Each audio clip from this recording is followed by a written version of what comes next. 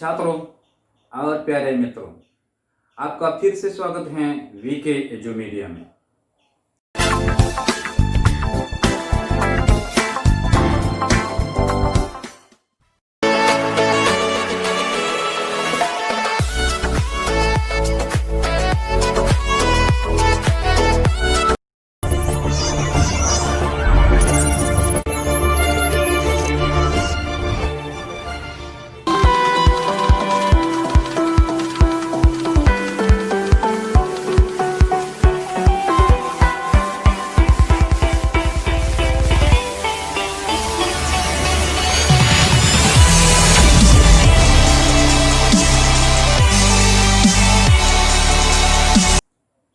पिछले क्लास में हम लोगों ने बेटी के नाम पाठ के कुछ भाग के बारे में चर्चा की है।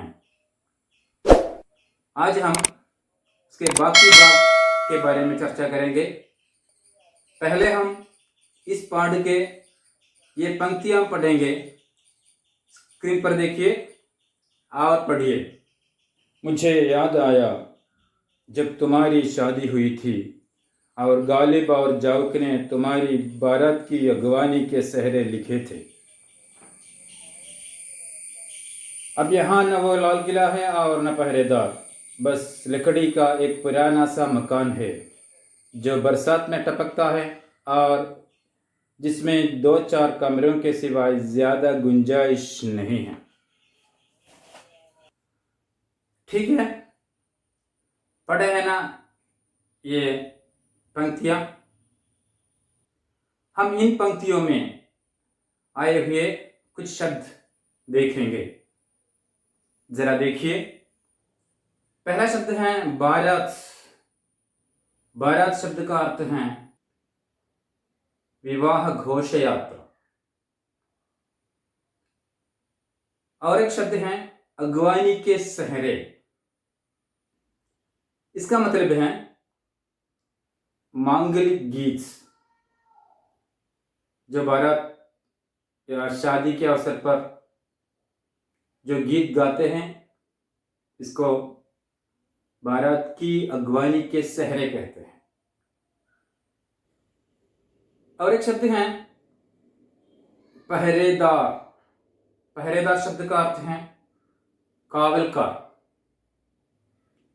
और एक शब्द है गुंजाइश। गुंजाइश शब्द का अर्थ है संभावना, साध्यता।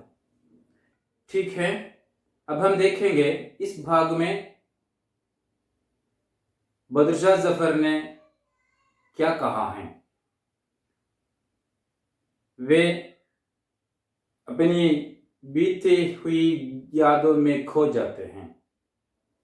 उसको याद आती हैं जब अपनी बेटी गुलजुम जमानी बेगम की शादी हुई थी। बदरुशाह जफर को याद आती हैं कि अपनी बेटी की शादी, वो उस शादी में जो अगवानी के सहरे लिखे थे गालिब और जाउक ने। गालिब जो है मिर्जा गालिब, जो उस समय के मशहूर उर्दू शायर थे, गजल कवि थे।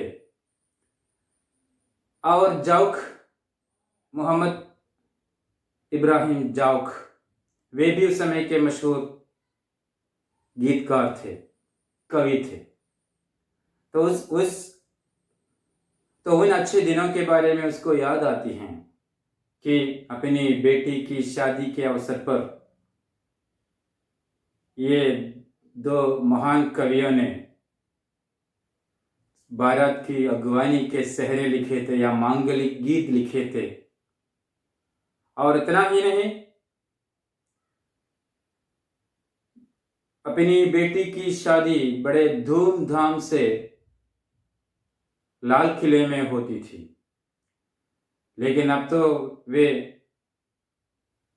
रंगून में हैं, अंग्रेजों के कैद में हैं और यहाँ उसके लिए कोई पहरेदार नहीं है। पहरेदार माने क्या है? उसको क्या नहीं है? पहरेदार नहीं है। पहरेदार का मतलब है കാവൽക്കാർ. अब उनको कोई पहरेदार नहीं है, കാവൽക്കാരൊന്നുമില്ല. केवल एक लकड़ी के मकान में रहते हैं. വെറും ഒരു മരത്തിൻ്റെ ഒരു മുറിയിൽ, മരത്തിൻ്റെ ഒരു വീട്ടിലാണ് താമസിക്കുന്നത്. जो बरसात में टपकता है, അത് മഴയിൽ അതിൻ്റെ മുകളിൽ മഴ തുള്ളികൾ പതിച്ചിട്ട് ശബ്ദമുണ്ടാക്കുന്നു, വളരെ അലോസരമാകും.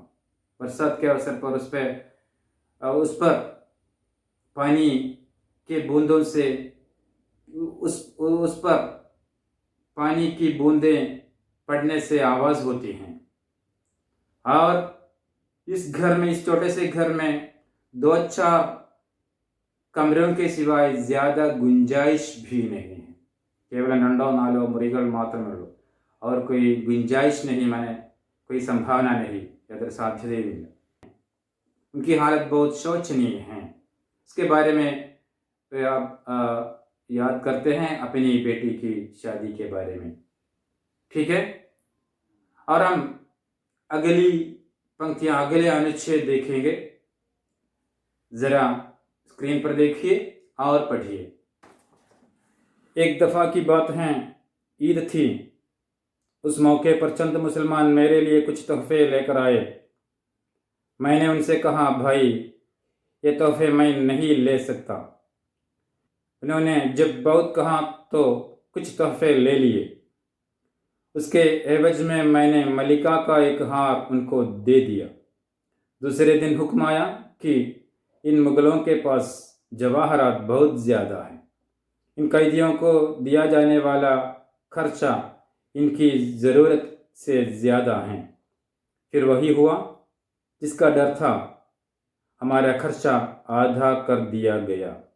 ठीक है, अब हम देखेंगे इस अनुच्छेद में आए कुछ अपरिचित शब्दों के बारे में. पहला शब्द है दफा. दफा शब्द का अर्थ है बार. और एक शब्द है तोहफा. तोहफा शब्द का अर्थ है इनाम, सम्मान. और एक शब्द है एवज में. एवज में माने बदले में, पगरमाയിട്ട്. अगला शब्द है हुक्म. हुक्म शब्द का अर्थ है ऑर्डर, आज्ञा या आदेश. और एक शब्द है जवाहरात. जवाहरात शब्द का अर्थ है रत्नों का समूह. ठीक है, हम इस अनुच्छेद का आशय देखेंगे. एक दिन जो घटना हुई थी उसके बारे में वे याद करते हैं. एक दिन कुछ मुसलमान उसके पास आए. ईद का दिन था. ईद के अवसर पर, पेरुनाल दिवसम, कुछ लोग उनके पास आए और वे कुछ तोहफे देना चाहते थे. तोहफा माने सम्मान. അദ്ദേഹത്തിന് കുറച്ച് सम्मानങ്ങൾ കൊടുക്കാൻ ആഗ്രഹിച്ചു. लेकिन क्या हुआ, उन्होंने कहा कि मैं ये तोहफे नहीं ले सकते. എനിക്ക് ഈ സമ്മാനങ്ങൾ വാങ്ങാൻ പറ്റില്ല എന്ന് അദ്ദേഹം അവരോട് പറഞ്ഞു. लेकिन उन लोगों ने बहुत कहा तो अंत में लाचार होकर उन्हें कुछ तोहफा लेना पड़ा. വളരെ അധികം നിർബന്ധിച്ചപ്പോൾ കുറച്ച് സമ്മാനങ്ങൾ വാങ്ങേണ്ടി വന്നു. इसके एवज में उन्होंने मलिका का हार उनको दे दिए. इसके एवज में, इसके बदले में, അതിന് പകരമായിട്ട് അദ്ദേഹം मलिका का हार. मलिका का हार, हार माने माला. मलिका का हार माने अपनी पत्नी का हार. राजपत्नी का हार कहते हैं मलिका का हार. उनको दे दिया.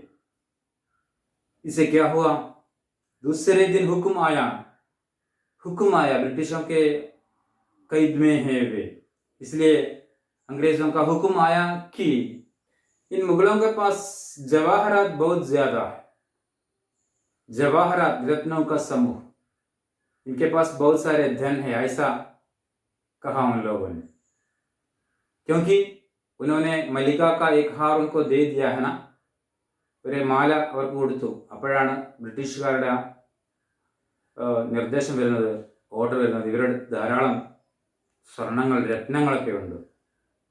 तो क्या हुआ, उनको जिसका डर था, എന്താണോ അയാൾ ഭയപ്പെട്ടത്, जिसका डर था, उसी प्रकार अंग्रेजों ने क्या किया, उनका खर्चा आधा कर दिया गया. खर्चा ചെലവിനുള്ളത് ആധാ करना माने പകുതിയായി, आधा कर दिया गया. यह घटना वे याद करते हैं. इस प्रकार उनको जो खर्चा के रूप में जो संपत्ति देती थी, जो धन देता था, वो तो आधा कर दिया गया, അത് പകുതിയാക്കി മാറ്റി. तो हम अगले अनुच्छेद देखेंगे और अगले अनुच्छेद पढ़े. क्या खबर की ये खत तुमको मिलेगा भी या नहीं. सुनता हूं वे आदमी भरोसे के काबिल हैं जिनके हाथ ये खत भेजा जाएगा, लेकिन कितने ही शख्स मैंने ऐसे देखे हैं जो आखिर में दगाबाज और दूसरों के भेजे जासूस साबित हुए. लेकिन इस खत में मैंने ऐसा लिखा ही क्या है जिसकी मुझे फिक्र हो. एक बाप ने एक बेटी को खत लिखवाया है, न इसमें अपने मुल्क की कोई बात है न गायर मुल्क की. हमारी कब्र परदेश में बनेगी तय है, लेकिन अभी तो हम लकड़ी की भीगी हुई कब्र में जिंदा ही दफन है. जब मर जाएंगे तब भी कब्र में ही होंगे. बस बेटी, खुदा हाफिज. ठीक है, अब हम इस पाठ के अंतिम अनुच्छेद के बारे में चर्चा करेंगे. अंतिम अनुच्छेद जो है बड़ी मार्मिक ढंग से वे प्रस्तुत करते हैं इस पत्र में. पहले हम इस भाग में आए कुछ अपरिचित शब्दों के बारे में चर्चा करेंगे. पहला शब्द है भरोसा. भरोसा शब्द का अर्थ है विश्वास. और अगला शब्द है काबिल. काबिल शब्द का अर्थ है योग्य. और एक शब्द है शख्स. शख्स शब्द का अर्थ है व्यक्ति. और एक शब्द है दगाबाज. दगाबाज शब्द का अर्थ है धोखा देने वाला, वंजिക്കുന്ന ആൾ, ചതിക്കുന്ന ആൾ. और एक शब्द है जासूस. जासूस शब्द का अर्थ है गुप्तचर, स्पाई, चारनमार. और एक शब्द है फिक्र. फिक्र शब्द का अर्थ है चिंता, दुख. ठीक है, अगला शब्द है मुल्क. मुल्क शब्द का अर्थ है देश. अगला शब्द है गायर मुल्क. गायर मुल्क शब्द का अर्थ है विदेश. और एक शब्द है कब्र. कब्र शब्द का अर्थ है मकबरा, शवकुटीरम. और एक शब्द है दफनाना. दफनाना शब्द का अर्थ है शव संस्कारम നടത്തുക. दफनाना. दफनाना शब्द का अर्थ है शव संस्कार നടത്തുക. ठीक है, हम इस अनुच्छेद का आशय देखेंगे. इस अंतिम अनुच्छेद में वे बड़े मार्मिक ढंग से कहते हैं, हृदयस्पर्शी रूप से कहते हैं कि पहले उसको आशंका है कि ये पत्र तुमको मिलेगा भी या नहीं, क्योंकि वे तो अंग्रेजों के कैद में हैं. अंग्रेजों के कैद से एक व्यक्ति दूसरे व्यक्ति को पत्र लिखने से वो ठीक उनके पास पहुंचेगा या नहीं, उसका कोई आशा नहीं कर सकते. फिर भी उसके मन में ऐसा विचार है कि मैं जिनके पास ये पत्र भेजा जाता है वे भरोसे के काबिल हैं, विश्वास योग्य, भरोसे के काबिल, विश्वास योग्य हैं। फिर भी वे ऐसे कुछ व्यक्तियों से परिचित हैं कि अंत में वे लोग दगाबाज या धोखा देने वाले के रूप में उनके सामने आए हैं। പലപ്പോഴും പല വ്യക്തികളും അദ്ദേഹത്തിന് മുമ്പിൽ ഈ തരത്തിലുള്ള ആളുകൾ, വഞ്ചകരായ ആളുകളെ അദ്ദേഹത്തിന് പരിചയമുണ്ട്. അതുകൊണ്ടാണ് അദ്ദേഹത്തിന് ആശങ്കना, इसलिए वे आशंकित है, ये पत्र मिलेगा या नहीं मिलेगा। कुछ लोग ऐसे भी हैं जो दूसरों से भेजे गए जासूस साबित हुए हैं। जासूस शब्द का अर्थ क्या है आप लोग जानते हैं। पहले हम लोगों ने बताया है, चारनमार, एक के रहस्य को समझकर दूसरों को देने वाला जासूस, चारनमार, स्पाई। उसकी जिंदगी में ऐसे बहुत सारे लोगों से वे परिचित हैं, इसलिए उसके मन में आशंका है। धोखा देने वाले भी होते हैं, जासूस के रूप में काम करने वाले भी होते हैं, इसलिए उसको आशंका है। फिर भी वे ऐसा मानते हैं कि मैंने इस पत्र में ऐसा जो लिखा है जो मुझे फिक्र हो, എനിക്ക് പ്രയാസമുണ്ടാകുന്ന എന്തെങ്കിലും കാര്യം ഞാൻ ഈ കത്തിൽ എഴുതിയിട്ടുണ്ടോ ഇല്ലെന്ന് അദ്ദേഹത്തിന് അറിയാം. केवल एक बाप ने अपनी बेटी को पत्र लिखा है. ഒരു അച്ഛൻ മകൾക്ക് എഴുതിയ കത്താണ്, ഒരു പിതാവ് മകൾക്ക് എഴുതിയ കത്താണ്. इसमें अपने मुल्क या गैर मुल्क की कोई बात नहीं है. इस पर उनको पूरा विश्वास है कि इस पत्र में अपने देश या विदेश से संबंधित कुछ भी बातें नहीं लिखा है. वे कहते हैं कि इस पत्र में ऐसा कुछ भी नहीं लिखा है. एक बाप ने एक बेटी को पत्र लिखा है. अंत में वे बड़े असहाय होकर कहते हैं कि हमारी कब्र परदेश में बनेगी, तय है. अपना मकबरा विदेश में ही बनेगा, इसका निर्णय हुआ है. तय है, तय है माने वो तो निश्चित हुआ है, इसका निर्णय हुआ है. तो वे ये विश्वास करते हैं कि एक और बार अपना देश पहुंचने की कोई संभावना नहीं है. लेकिन अब भीगी हुई लकड़ी की कब्र में जिंदा ही दफना है. जिंदा ही दफना है, इसका मतलब क्या है? क्या तुम बता सकते हैं? जिंदा माने जीवनोടെ. जिंदा कैसे दफना सकते हैं? എങ്ങനെയാണ് ജീവനോടെ शवसंस्कार നടത്താൻ കഴിയുക? तो इसका मतलब तो यह है कि वे तो अब जो कैद में रहते हैं, इस कैद खाना उसके लिए कब्र के रूप में लगता है या मकबरा के रूप में लगता है. അദ്ദേഹം താമസിക്കുന്ന ആ ഒരു തടങ്കൽ വീട് അദ്ദേഹത്തെ സംബന്ധിച്ചിടത്തോളം ഒരു ശവക്കല്ലറ പോലെ അദ്ദേഹത്തിന് അനുഭവപ്പെടുകയാണ്. क्योंकि वे तो कैद में हैं, उसको आज़ादी नहीं है. ठीक है ना? और जब मर जाएगी तब भी कब्र में ही होगी. ഇനി മരിച്ചാലും ശവകുടീരത്തിൽ തന്നെയാണ്. ഇപ്പോൾ ജീവിക്കുന്നതും ശവകുടീരത്തിലാണ്, ഇനി മരിച്ചാലും ശവകുടീരത്തിലാണ്. അപ്പോൾ വളരെ നിസ്സഹായ അവസ്ഥയിലാണ് അദ്ദേഹം.